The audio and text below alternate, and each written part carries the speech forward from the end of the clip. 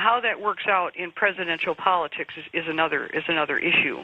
But I definitely can see by means of the Mayan calendar that the American empire is not going to succeed. Well, under its present course and direction. Right, but it's not only under its present course, it's not going to succeed, period. Really? Yeah, that's what what I showed in the Mayan Code is two of the chapters go year by year, and remember, now we're going back to 2006 when I turned the manuscript in, and the predictions, for the fall of 2006 and through 2007 so far are 100% accurate. So then the question is, are they going to be accurate in 2008 and 2000, so on and so forth?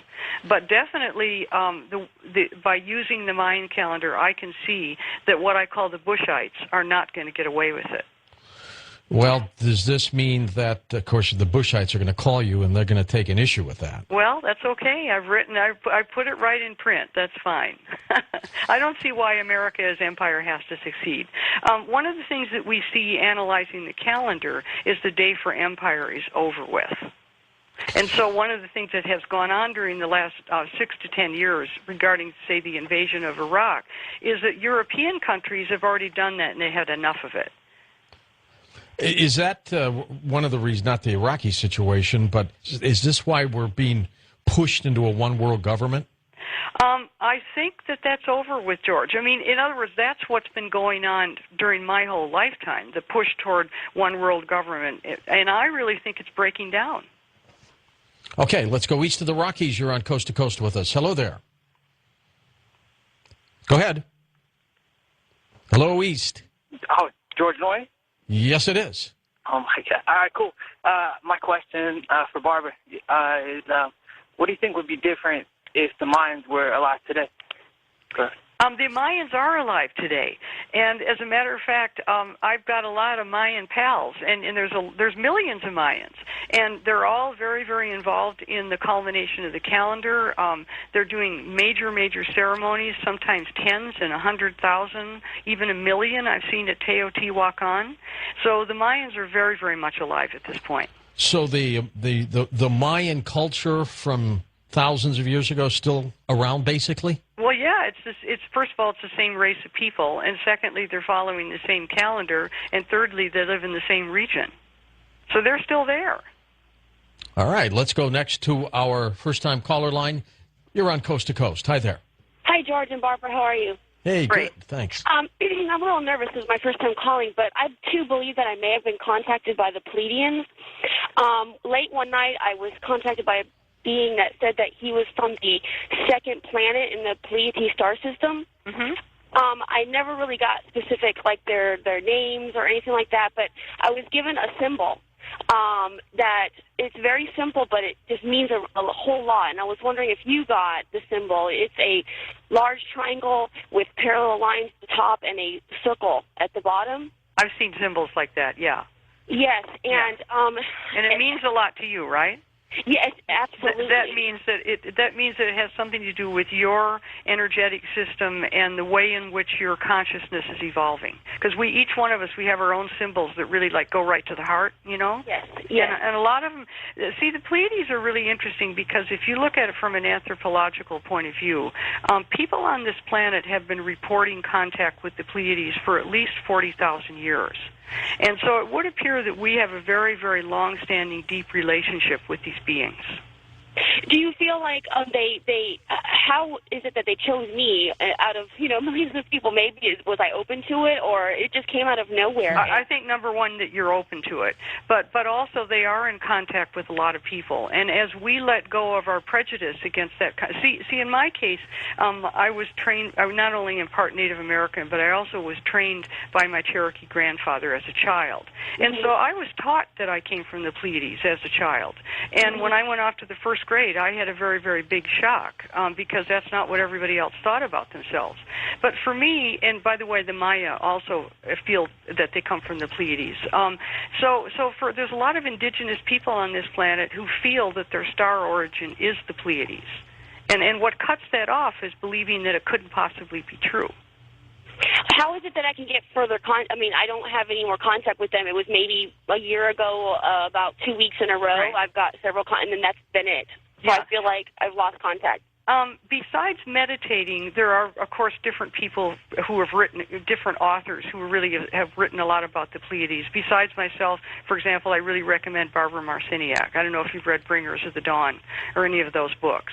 But certainly reading authors who are in touch with the Pleiades tends to trigger you. Okay, let's go next to our wild card line. Your turn. Hi there. Hi there, George and Barbara. Good morning. Good morning. Yeah, from Port Hueneme, California. Sure.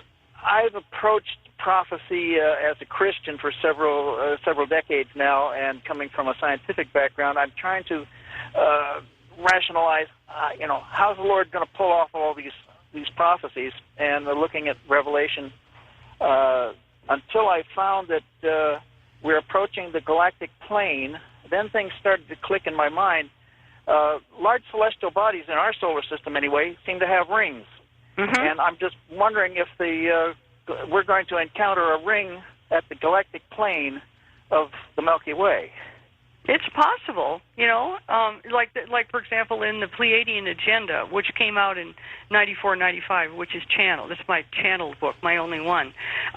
What came through from the Pleiades was a whole issue of entering a photon band, which was like a ring of light.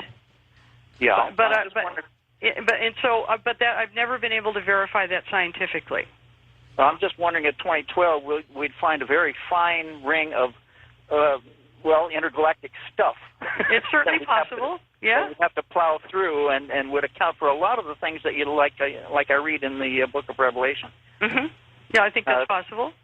And we're approaching it from above the plane, relative to our Earth spinning, toward the South Pole, and we really wouldn't see anything coming because most of our observatories are in the North. Yeah. No, I think that's possible, and the Book of Revelations is fascinating. Have you always been a positive person, Barbara? Because I don't hear much negativity coming from you. No. No, you haven't? No, I haven't. I mean, no, not at all.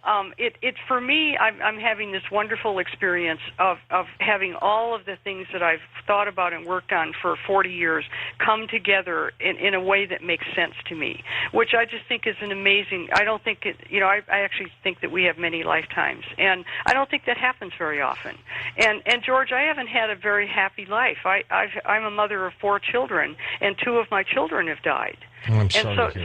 So life hasn't been easy for me by any stretch of the imagination, but I just think that we are alive at just an amazing period in the evolution of our species, and I'm very grateful for that. Where do you get the Mayan Code, the book? Where do we get it? Oh, yeah. Well, for Amazon, of course, and you do want to sell it, don't you? Oh yeah, from Amazon, and right, and in the bookstore, and from the publisher. The publisher is Bear and Company, so it's just all over the place.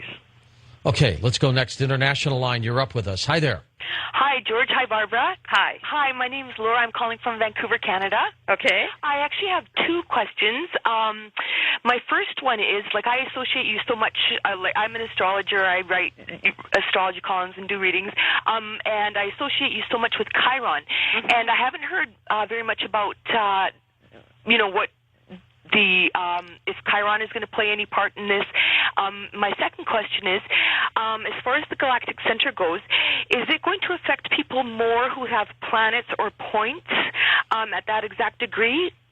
First of all, answer the second question first. Okay. Absolutely. People who have planets in 27 Gemini or around 27 Gemini, 27 Sag, are very, very much more affected by the galactic alignment. And so 2 weeks ago, as you know, as an astrologer, we had Jupiter, Pluto right on the galactic center in 26, 27 Sag. Right. And in my case, I have Moon in 27 Gemini, I was like, whoa, so definitely people who have planets in those locations are more affected.